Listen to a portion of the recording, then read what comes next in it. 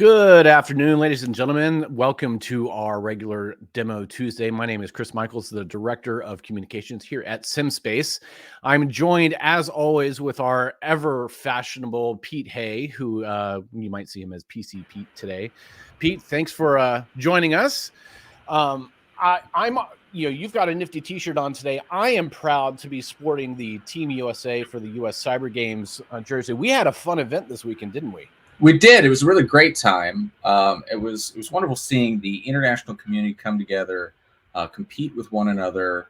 I think one of my favorite things was seeing kind of at the end of the event, all the people on Discord who wanted to make sure they stayed connected with one another. It was also really neat to see some of the winning teams contribute their earnings, the prizes being funds donated to their travel to Greece.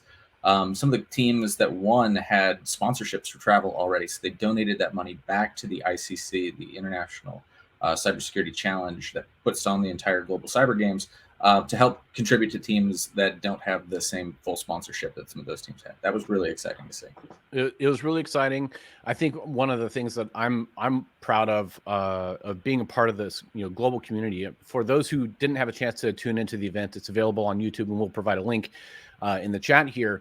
But it was 10 teams playing a castle versus castle challenge. And in this challenge, we specifically had 64 countries represented across the teams. If I'm correct, up to 64. It's difficult to know exactly which country every competitor comes from, but yes, we had regions like North Africa, South Africa, Oceania. 2 teams from Europe, Canada, the US, and Latin America all represented in that competition. Yeah, and so it's an entire global community coming forward to not only practice defending and attacking, but getting hands-on real-world experience. We provided at SimSpace, we provided the range environment and the challenges, and Pete being our games master and rules master in chief, it was great for us to be able to have such a robust experience for all the competitors involved.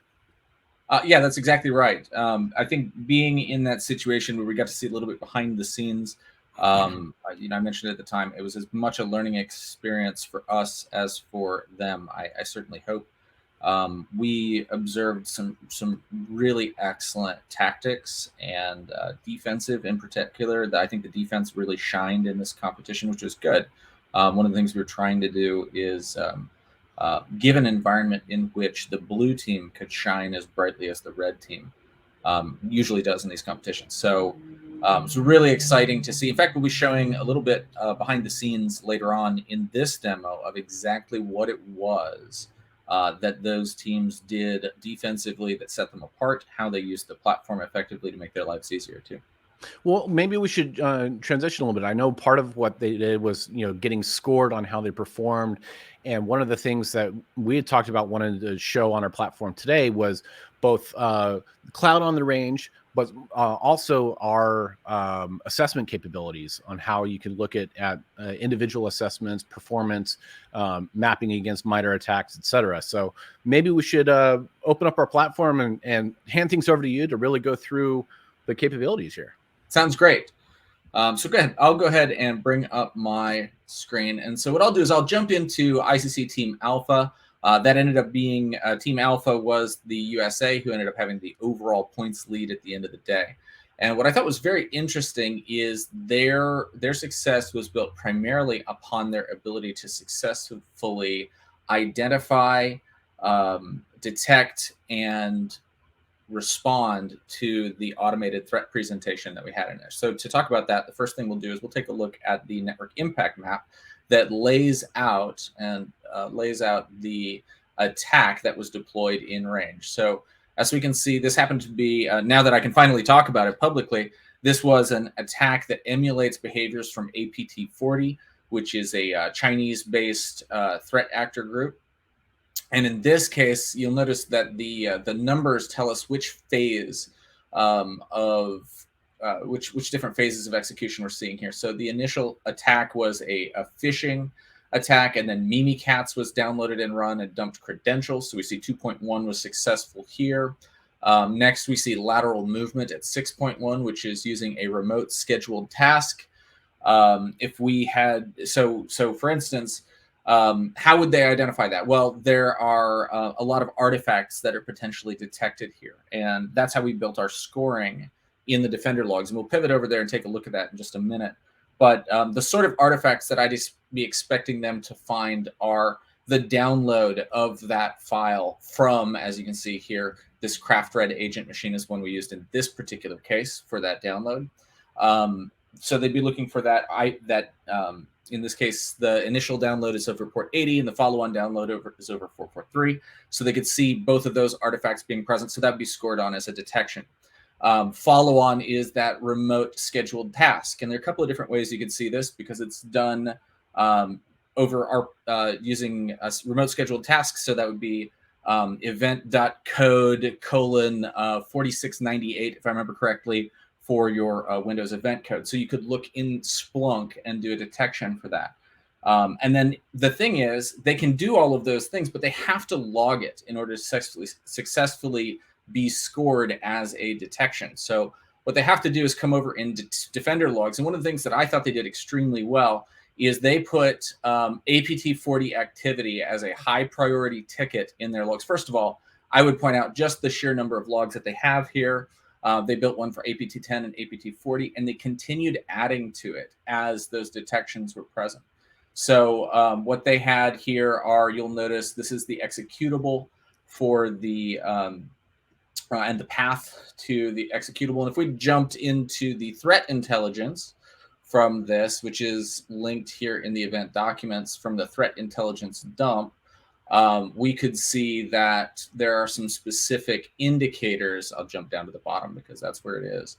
The file name was simple in it, commonly tracked with an ID consisting of 3 sets of 6 digits. Compromise IDs, they use JavaScript for second stage payloads. There's some common directories like profile directories, perf data, and shared drives, and link files are all artifacts that may be present. And Pete, this threat intelligence isn't just a made-up scenario that we came up with in the attack. These are actually based upon the FBI and NSA and CISA advisories that come out and give us all this raw data that we are then also giving directly to these teams so that they can be made aware of how these threat actors work. Yeah, Chris, that's a really excellent point. One of the biggest challenges that I think effective practice has is how do you give someone a realistic environment without it becoming contrived? So we curate it, but we don't want it to be contrived. And one of the ways we do that is by using real threat intelligence. This alert comes from CISA. We did, I will say, to help scope the game. So back to the curation, we reduced the number of artifacts that this CISA bulletin included. So we dropped a bunch of the hash values that they weren't going to find. We did kind of scope that down for them to make sure that there were a reasonable number of indicators present in this. But yeah, it's a real threat actor. It's their real techniques. It uses real and everything that you find in the range are indicative of APT40 behaviors. So going back to our Defender logs, you can now see, and probably with a little bit more detail, how that APT40 activity correlates with, we have the word simple, we have those 3 sets of 6 digits, we see some of those user profile paths, we see perf logs. These are the logs that they're actually removing. So they didn't just detect it, they mitigated it by removing those files. They found a task, simple task 40 tac 1 and 40 tac 2. And you remember me talking about lateral movement, scheduling the task. That happens to be the task name for both of those. Here's the RAR file that if we dug a little bit more into the threat intelligence, we'd see that data exfil was coming from, going to paste bin, and there were RAR files, RAR archives that were being sent up. And again, there's the exact link for the paste bin link. And so this is an example of excellent logging of information. There are other things that they did. They call out the Mimikatz usage. Remember that from what I mentioned in terms of the behavior. Then they talk about Mimikatz removal and how they performed it. There's the exact path of the file where they found it. One of the other things that we saw them do is start continue patching things that were beyond the threat intelligence. As they really effectively purple teamed their environment. So you see mentioned here of cloud antivirus patch. There's SQL injection vulnerability that lived on this cloud antivirus machine, and they patched SQL injection by using a parameterized query. So they actually live updated the query that was being run on the in the web browser, I should say, not the web browser, excuse me, the web agent, right? And they updated the actual query by switching to a parameterized query, which prevented the vulnerability from existing, and it reduced the threat surface that was being exposed. It's just a really great example. One of the other things that's worth mentioning is each of these have a status associated with, because the event is now concluded, you can no longer see the status. But what the status does is it says this is proposed. You can then assign it to someone. You see they've assigned them all to me because they're complete and they want me to score them.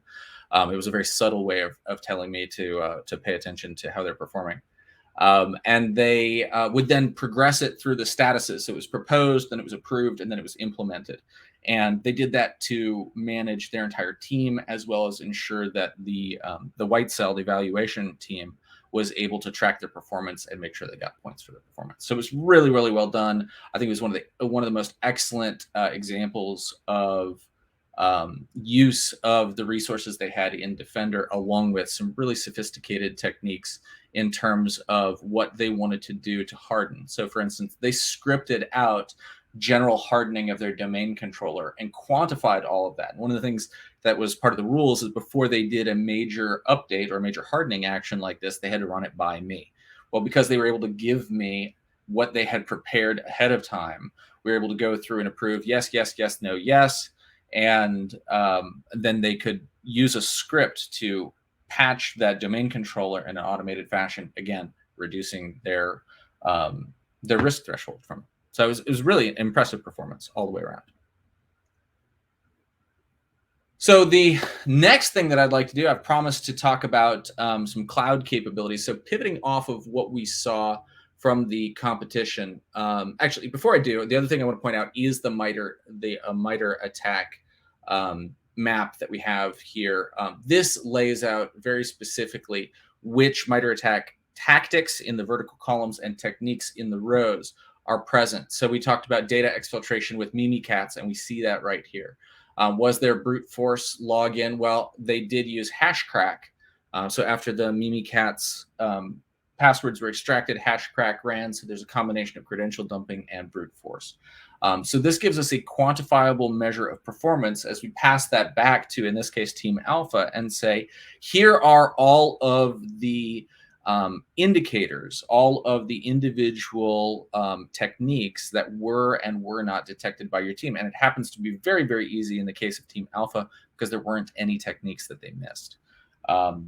And so then we can pass back to them and say, here's how your performance was. Here are areas of success. Here are areas of improvement, and give them a robust kind of quantifiable comprehension of how they performed in this exercise. And in this case, it's very easy because we get to say they performed excellently. So with that said, I'd like to actually jump back and take a look at one of the other things that we've been integrating into our platform. Previously, in other Demo Tuesdays, we've talked about how external capabilities can be brought into the range, both in terms of, say, host-based EDR solution, endpoint detection and response, or XDR solutions. We can bring those in, install them on virtual machines in our range. But I think one of the really important questions that we've heard from a number of our customers is, what if we have a SaaS solution or some kind of cloud capability be provided?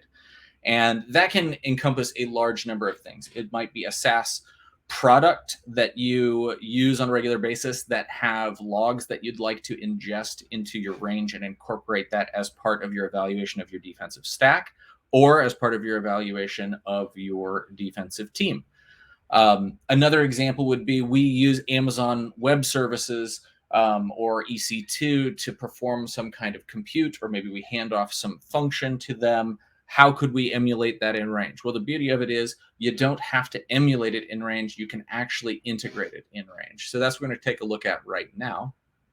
And in this range here, I'll actually jump over to a picture that we have that should make this a little bit easier. What we've done here is we've taken an Amazon EC2 instance that's just for this particular example running a very simple WordPress web page and database. And I know that database is maybe a little self-aggrandizing to describe it as a database, but it is, for the purposes of this, it has logs, it has records that we can bring back and integrate into Splunk. And that's what we're trying to demo at this point, is not that WordPress is the be-all, end-all. It's that the capability of taking an external entity like AWS and WordPress running on AWS, we can pull back those logs and visualize them in Splunk in our range. So here you see an example of what our range might look like. If I want to get away from the from Etherware into the specifics, this right here is what our network map looks like for this particular range. So we have site security running. We have a WinHunt machine here that I'll take a look at in just a moment, and we also have the red machine that we used for purple teaming that AWS instance as well. So let's jump over to the WinHunt machine. You can see some of the queries that were being run for the purpose of detecting, in this case, actually anyone right here with an offensive background should see the and select, and you can see that immediately we are doing, what I should say we're visualizing as Splunk is detecting SQL injection against a target that is existing right now in the Amazon Web Services. So what's really unique about this is I'm going to go back to that visualization for just a moment. And what we have is we have the Splunk machine running in site security, ingesting logs from AWS, while Red is compromising something in AWS. And we're able to use that WinHunt machine to hunt against the intrusion that the red team or purple team machine in this case is using to compromise AWS. So again, I want to slow down and make sure that I'm clear. Is WordPress what we're trying to defend? No, in this case, what we're showing is that it's entirely possible to take this virtual environment, connect it to external services, and bring into the training, analysis, and preparation of a defensive cyber operations team, bring those external services into them for the purposes of preparing them, evaluating those defenses, or what have you. So with that, I'd like to bring Chris back in for a minute because we've got a couple other things to discuss. And we'll take a look at any questions that might be coming from the outside. And then we'll close after a brief discussion of another event that's coming up this week in Wicked 6. Chris. Oh, I'm afraid you're on mute, bud. There's my mute button. I couldn't find the mute button. It was blending in. Hey, so if you can, go back to the cloud integration image that you had here. So on the side there, you've got AWS and WordPress listed, but if I had, whether it's Stack Overflow, if I had other API-based services that are calling in, if I had, GCP, Google Compute, or Azure instances that I'm using across my network, can I leverage multiple cloud services? Absolutely. Basically, anything that is available on the internet can be mapped into a range like this. I'd use an example from my past. One of my prior companies, we used Jump Cloud extensively for Active Directory services for distributed workforce. Mm-hmm. They have a number of really valuable log assets that would be effective for defensive cyber operations. So one could very easily bring in access to the Jump Cloud environment, build that may be the thing you want to test. Can I effectively ingest logs from Jump Cloud into my DCO stack? And I'd like to not do that on prod. That might be the exact example you're looking for. At the same time, you might say, you know what, now we need to test how effectively we can identify malicious activities inside that Jump Cloud instance. So yes, absolutely, you could do that sort of thing. So it sounds like really it's just a matter of the networking. So even if I had like an edge compute infrastructure, for example, a large mobile provider that's using a lot of edge nodes in order to distribute their, rich media content, that might be something that's an attack vector, might have a vulnerability. I can at least go through the networking prompts to get me there and still see it here in my testing range. Yeah, that's an excellent point. I think one of the things that really can't be stated loudly enough is this gives you the capacity to operate out of band in almost any environment. That if you can ship data out of an environment, you can integrate it into a virtualized range. At the same time, if you want to go a step further and VPN into a real environment, I suppose you could do that. I can't think offhand of an environment where I desperately need to do that, but take an operational technology environment, ship logs out of it into this range, and now teams can practice hunting in a safe environment and not worry about the consequences for what takes place in that OT environment. Awesome. Again, if anybody else has additional questions, feel free to add them into the comments section here in the chat, and we'll be sure to pull them up. Pete, we've got another event coming up where we're going to be doing some cool stuff. We do indeed, and I can't tell you how pleased I am to be part of Wicked Six. That event is going on the 23rd and the 24th, and you'll have to forgive me on the exact times because it is a global engagement, and they're using UTC, and I'm terrible at I just ran out of fingers to do that math. But I can tell you that our competition, we are hosting 3 separate competitions, one being a host artifacts hunt type competition, another was the CTF, and another one being a network artifacts CTF, another one being kind of more generalized threat hunting using a SIEM. Those 3 will be exposed from 6 to 10 p.m. Eastern on the 23rd, and then again from 6 to 10 a.m. Eastern on the 24th. We picked those times because they were kind of generally the least egregious times when you look at it from a global perspective. So we're really excited to support Wicked Six, their efforts at bringing top-notch cybersecurity training to women who haven't maybe had the opportunities or even the interest or the access in the past. I can't speak highly enough about the people that are involved and that competition. I'm really pleased that we get to be involved. And if I remember correctly, there's 1 or 2 teams in there that has really, let's say, taken your lunch money more than one time with the number of competitions that you've been in.